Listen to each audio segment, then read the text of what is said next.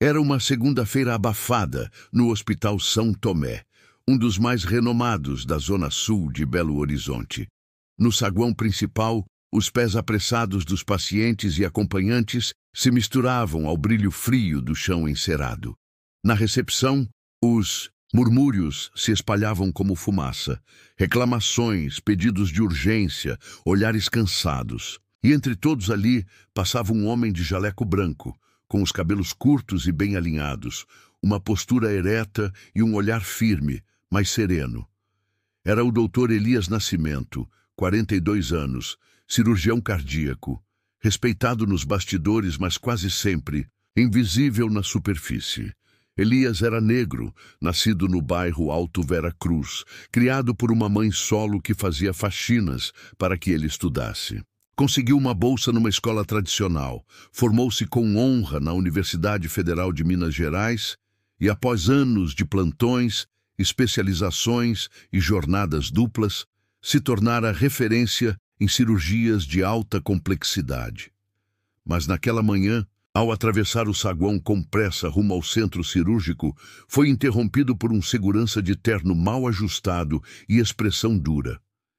"Ei, amigo! A manutenção nos elevadores é depois do expediente, tá? Funcionário de limpeza usa o de serviço", disse o homem, bloqueando a entrada do elevador social com o corpo. Elias franziu a testa, mas respirou fundo. Não era a primeira vez. "Eu sou médico aqui, Dr. Elias Nascimento. Cirurgião. Tem uma operação marcada em menos de 30 minutos. O segurança o encarou por alguns segundos, sem reação. Depois soltou uma risadinha seca. "Sei. E eu sou o diretor do hospital." Algumas pessoas pararam para olhar. Outras seguiram sem notar. Mas entre os que observaram estava uma residente loira de olhos arregalados. "É verdade", disse ela apressada, surgindo por trás de uma coluna.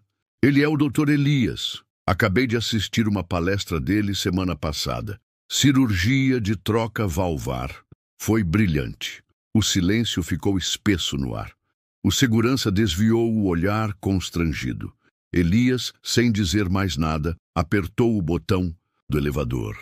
As portas se abriram lentamente.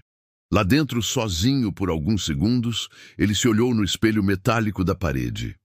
Respirou fundo, como quem engole um gosto amargo. A dor da suspeita. A violência do preconceito travestido de hábito. Mas o elevador mal havia alcançado o terceiro andar quando o rádio de emergência disparou. "Urgente. Código vermelho na UTI 2. Dr. Elias requisitado na sala de cirurgia. Caso de dissecção aguda de aorta. Risco de morte iminente." As portas se abriram. Elias já corria. Lá embaixo, o segurança olhava para o rádio que ainda ecoava a mensagem e, pela primeira vez, duvidou do que sempre achara saber. A sala de cirurgia parecia uma catedral estéril, iluminada por refletores que lançavam luzes implacáveis sobre a mesa onde o corpo de um homem de meia idade, pálido e inconsciente, aguardava. Ao redor, enfermeiras se moviam com precisão, enquanto a residente que defendera Elias, no saguão, ajustava os equipamentos de monitoramento cardíaco. "Dissecção tipo A", disse ela com a voz trêmula, encarando os exames. "Começou na aorta ascendente e está se espalhando rapidamente. Se não intervirmos agora, ele não chega vivo à próxima hora", completou Elias, já com as luvas postas, o rosto concentrado por trás da máscara. "Vamos começar?" Imediatamente, Carla Bisturi Carla, a instrumentadora mais experiente do hospital, entregou o instrumento com um leve aceno. Diferente do segurança, ela sabia muito bem quem era Elias e o respeitava profundamente. O corte inicial foi feito com precisão cirúrgica. O tempo corria como um adversário cruel. A equipe inteira se movia em harmonia sob as orientações calmas de Elias. Por trás do vidro, na sala de observação, 2 médicos assistiam a tudo. O chefe da cirurgia cardíaca, Dr. Rui Alencar, e o novo diretor do hospital, recém-nomeado, após uma série de escândalos administrativos. Impressionante, murmurou Rui. Nunca vi alguém tão calmo diante do caos. O diretor, um homem de olhar arrogante, mantinha os braços cruzados. Esse é o Elias, o negro? Rui franziu o senho, mas não respondeu de imediato. Seus olhos estavam fixos na destreza com que Elias pinçava, suturava, desviava os sangramentos internos e, sobretudo, mantinha a equipe sob controle absoluto. Na mesa, o coração do paciente era como um tambor enfraquecido batendo sob ameaça. Vamos colocar. A prótese. Carla, abra a caixa de emergência. Ele vai precisar de mais do que sutura aqui, disse Elias com voz firme. A tensão era palpável. O suor escorria sob as máscaras. O bip do monitor cardíaco ora acelerava, ora vacilava, até que, por fim, após uma longa hora de tensão absoluta, ritmo estável, anunciou a residente aliviada. Elias soltou o ar com discrição, seus olhos ainda atentos aos sinais vitais. A cirurgia estava concluída com sucesso. Mais uma vida salva. Quando ele retirava as luvas, ouviu uma batida na porta. De vidro. Era o diretor. Entrou sem esperar permissão, com um sorriso desconcertado. Doutor Elias, certo? Preciso pedir desculpas. E também parabenizá-lo. Isso foi excepcional. Elias o encarou por um instante. Depois olhou para a residente, depois para Carla. Todas entenderam o silêncio que viria.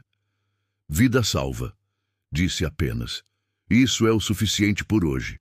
Deixou a sala com a cabeça erguida. Mas nos corredores, as palavras ditas pelo diretor ainda ecoavam em sua mente. O negro?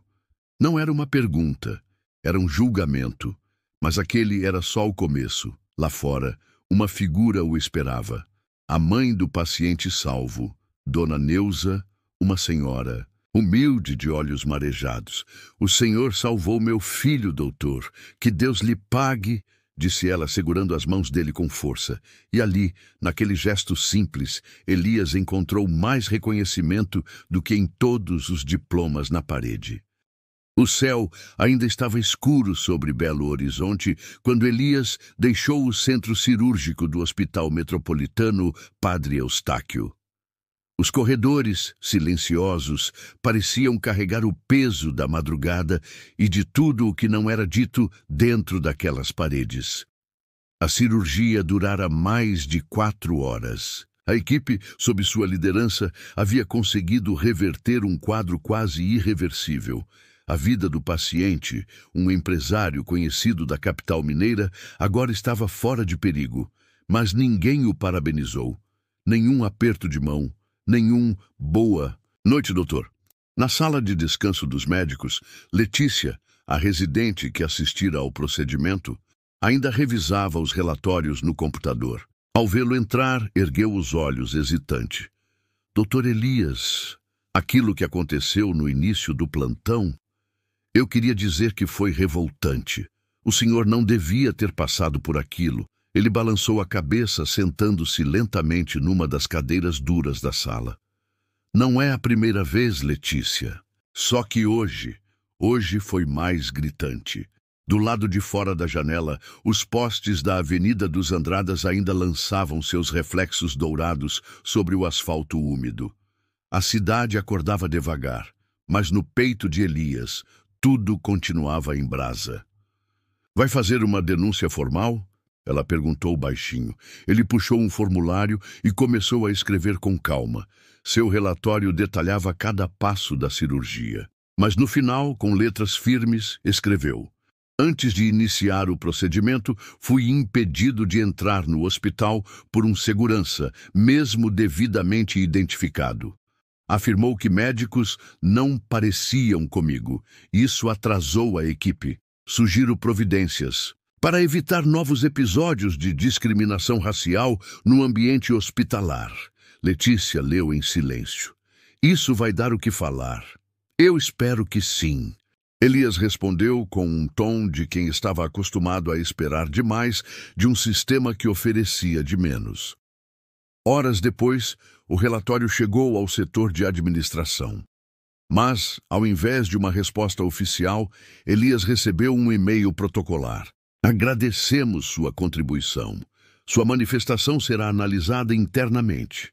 No fim da tarde, o chefe da cirurgia, Dr. Rui Campos, o chamou na sala dele. O tom era neutro, quase frio. Elias, eu li seu relatório. Forte, direto, mas precisamos ter cuidado com esse tipo de coisa. Pode queimar seu nome. Você é um excelente cirurgião, mas a política interna do hospital é sensível. A política interna tolera racismo? Elias retrucou firme. Rui hesitou, coçou a barba grisalha, desconfortável. Não estou dizendo isso. Só pense no seu futuro. Escolha suas batalhas. Elias respirou fundo, olhando para os livros alinhados na estante do diretor. Títulos técnicos perfeitos, sem uma mancha, diferente da realidade vivida nos corredores. Dr. Rui, eu escolhi essa batalha no dia em que entrei na faculdade e fui chamado de cotista burro. Escolhi de novo quando me mandaram limpar o chão de um laboratório, achando que eu era faxineiro. E agora, eu só continuo o que comecei, porque se eu me calar, quem vai falar? Rui ficou em silêncio. Elias se levantou e saiu. Na porta do hospital, enquanto o céu tingia belo horizonte de laranja, ele soube. Estava sozinho, mas dessa vez não ia recuar. Na manhã seguinte, Elias não conseguia esquecer as palavras de Rui. Pensava no peso daquelas frases, no dilema que se formava em sua mente.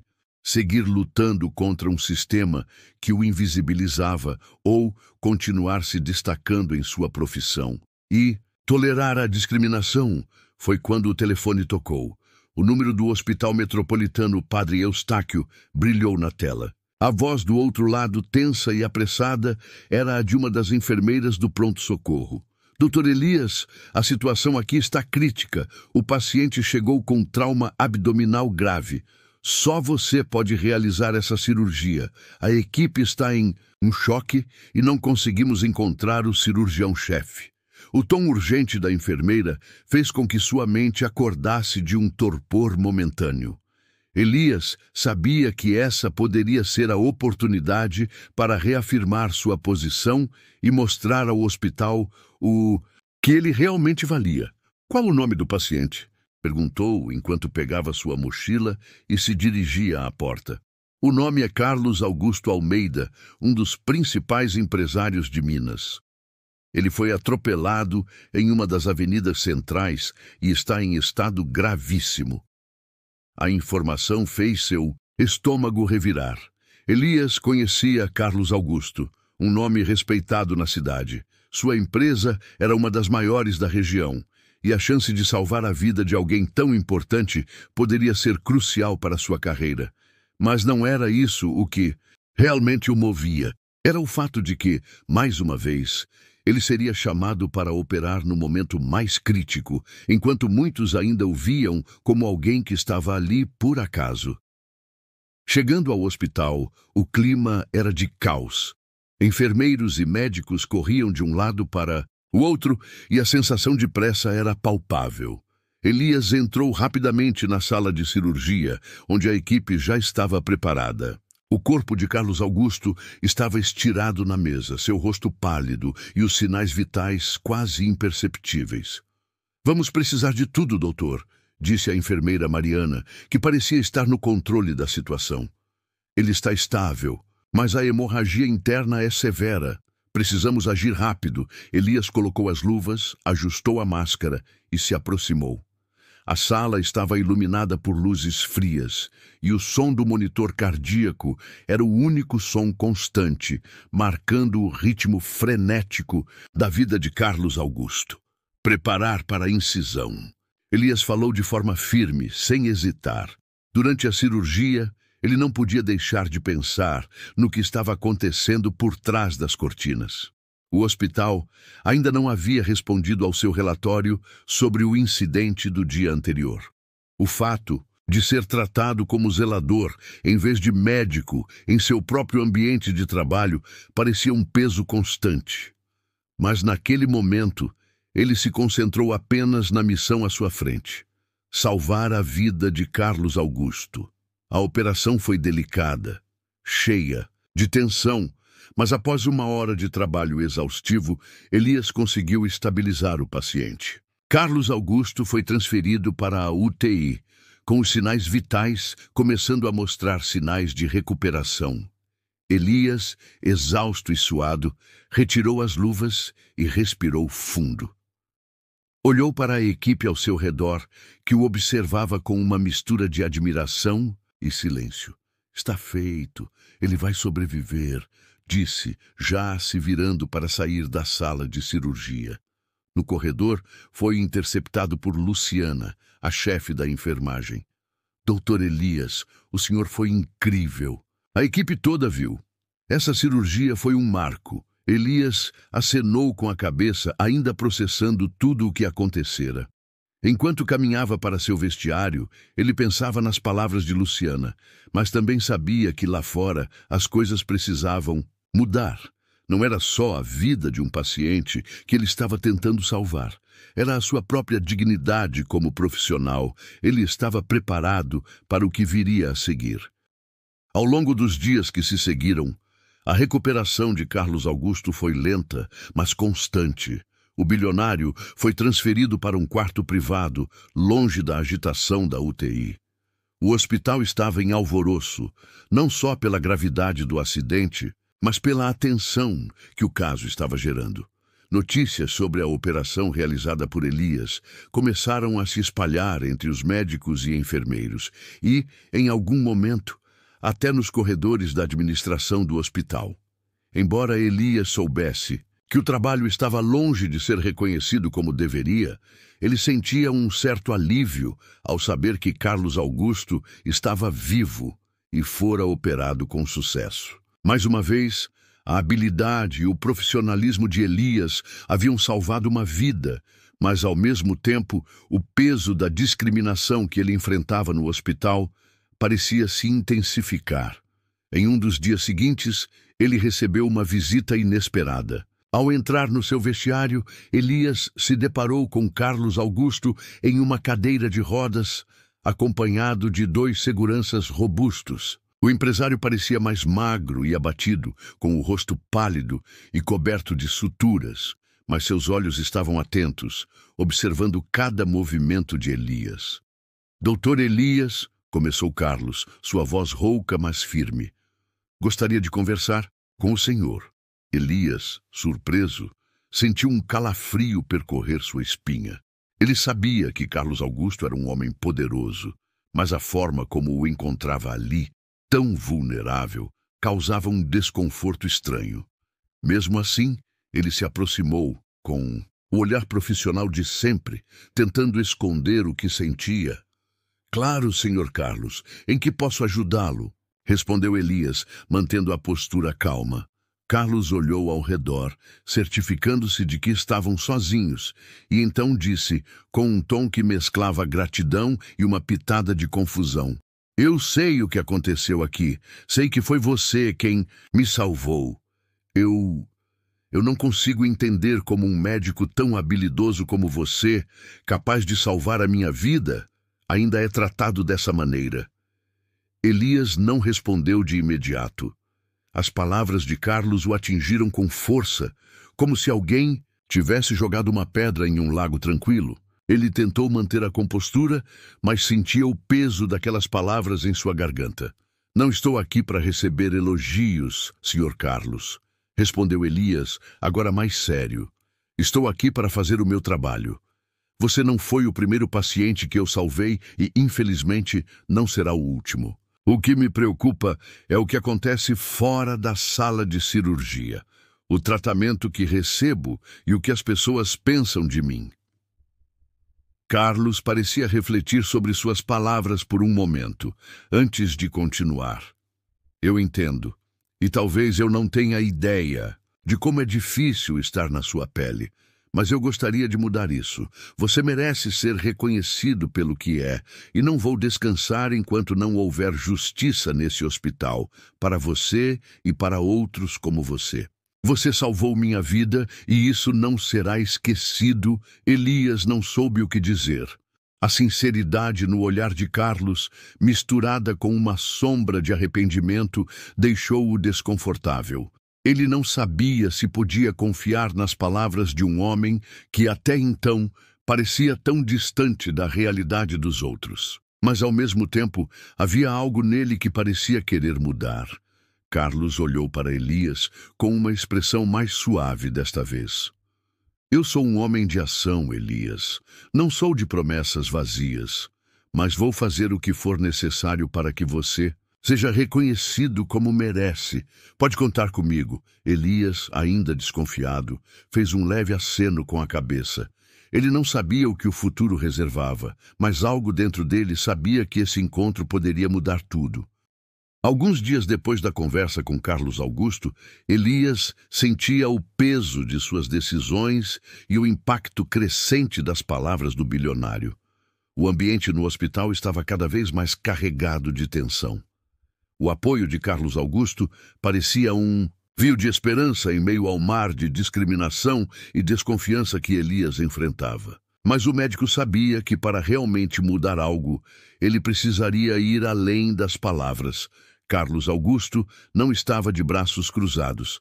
Ele usava sua influência para pressionar a administração do hospital, pedindo uma revisão nas políticas de contratação e reconhecimento dos médicos, especialmente aqueles que, como Elias, eram injustamente subestimados. Contudo, havia um grupo poderoso dentro da administração do hospital que não estava disposto a ceder. Eles viam o apoio de Carlos como uma ameaça ao status quo, e por mais que a luta de Elias fosse legítima, ele ainda era um estranho nesse jogo de poder.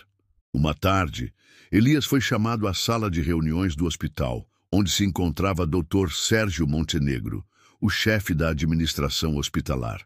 Dr. Sérgio era um homem de postura imponente, com um olhar frio e calculista. Ao lado dele estava a doutora Beatriz Souza, a diretora de recursos humanos, conhecida por sua dureza e pelo desapego emocional quando se tratava de decisões profissionais. A presença deles ali indicava que a situação estava longe de ser simples. Dr. Elias, obrigado por vir, começou o Dr. Sérgio, com um tom que mesclava formalidade e um leve desprezo. Como você sabe, estamos revisando todos os casos de funcionários que receberam algum tipo de reconhecimento nos últimos dias, especialmente em relação à sua ação recente com o Sr. Carlos Augusto. Elias se manteve firme. Ele sabia que aquelas palavras não eram um simples agradecimento, mas sim um jogo de poder. Não fiz mais do que o meu trabalho, respondeu Elias com uma calma tensa. O Sr. Carlos Augusto precisa de cuidados, como qualquer outro paciente. Doutora Beatriz observou com interesse. Ela sempre acreditou na política da meritocracia, mas sabia que Elias havia quebrado um padrão que poderia causar uma revolução silenciosa. Era algo que ela não poderia ignorar. Concordo, doutor Elias, disse Beatriz, com um sorriso que não atingia seus olhos. Mas o problema é que, no seu caso, o trabalho está além das suas funções. O que realmente incomoda a administração é o fato de você não ser apenas um médico competente, mas um médico que, de certa forma, desestabiliza a ordem. A questão aqui não é sua habilidade, é sua posição dentro do hospital. Temos um sistema e você não se encaixa nele. Elias sentiu um calafrio percorrer sua espinha. Ele sabia que a conversa estava longe de ser uma simples avaliação de desempenho. Havia algo maior em jogo, algo que ele ainda não compreendia totalmente. E qual seria a solução, doutora Beatriz? Perguntou Elias, sem perder a compostura. Doutor. Sérgio então entrou na conversa, sua voz cortante. A solução, doutor Elias, é que o hospital siga sua linha de conduta, sem deixar que fatores pessoais interfiram. Estamos cientes de sua competência, mas seu papel aqui precisa ser revisto. E se Carlos Augusto realmente deseja que você tenha um papel mais destacado, ele terá que se envolver em uma forma mais direta de resolver essa questão. Elias sabia que aquilo era um ultimato disfarçado. Ele estava sendo pressionado a se submeter às regras não ditas ou se afastar da linha de frente. Mas o que ele não sabia era até onde ele poderia ir sem perder tudo o que conquistara até então. Não estava apenas em jogo a sua carreira, mas sua dignidade e talvez até a sua própria missão dentro do hospital. Antes que pudesse responder, a porta se abriu abruptamente. Era Carlos Augusto. Está na hora de mudar isso, Dr. Sérgio. Eu já decidi.